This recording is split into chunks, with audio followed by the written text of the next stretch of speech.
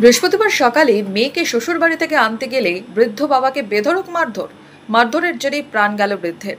মেয়ের শ্বশুরবাড়ির সদস্যদের বিরুদ্ধে এই চাঞ্চল্যকর অভিযোগ মৃতের পরিবারের। রঘুনাথগঞ্জ ২ নম্বর ব্লকের কাশিয়াডাঙ্গা গ্রাম পঞ্চায়েতের হাটপাড়া এলাকায় এই ঘটনা ঘিরে ছড়িয়েছে চাঞ্চল্য। মৃত ব্যক্তির নাম তানজিল শেখ। নিহত বৃদ্ধ সুতি থানা এলাকার খাপুর ঝাপঘাটি এলাকার বাসিন্দা বলেই জানা গেছে। ওর মেয়েকে আনতে গেছিল, মেয়েকে আনতে যাওয়ার পর ওখানে আগে থেকে একটু অশান্তি ছিল শ্বশুরবাড়িতে মেয়েটার সাথে।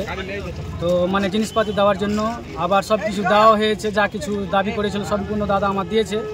আজকে মেয়েকে আনতে গেছিলো, ওখানে আনতে যাওয়ার পর তাদের বাড়ির লোক তার উপরে খুব অত্যাচার করে, মাথায় আঘাত করেছে। মাথায় আঘাতের স্পট দাগও আছে দাদাকে। আঘাত করার পর ওখানেই দাদা অসুস্থ হয়ে গেছিলো, হসপিটাল নিয়ে এসছে। হসপিটালের বাইরে ডাক্তার ট্রিটমেন্ট করার পর বলে মেয়ে কি প্রেগন্যান্ট ছিল? মেয়ে এখন বর্তমানে প্রেগন্যান্ট আছে। এখন মেয়েকে ওরা ঘরে বন্দি করে রেখেছে। অভিযোগ, মেয়ের শ্বশুরবাড়ির লোকেরা নিয়মিতভাবেই পণের জন্য তার উপর অত্যাচার করত। তানজিল শেখ ও তার পরিবারের ওপর মানসিক চাপও সৃষ্টি করত।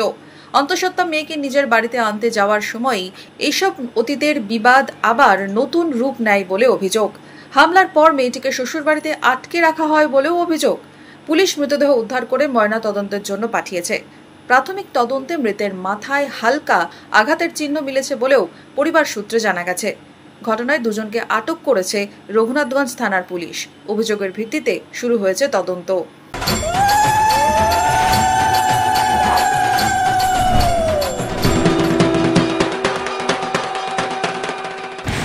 পাড়ায় পাড়ায় পুজোর লড়াই, পাওয়ার্ড বাই কেনাকাটার বস্ত্র বিপণী মনমোহিনী।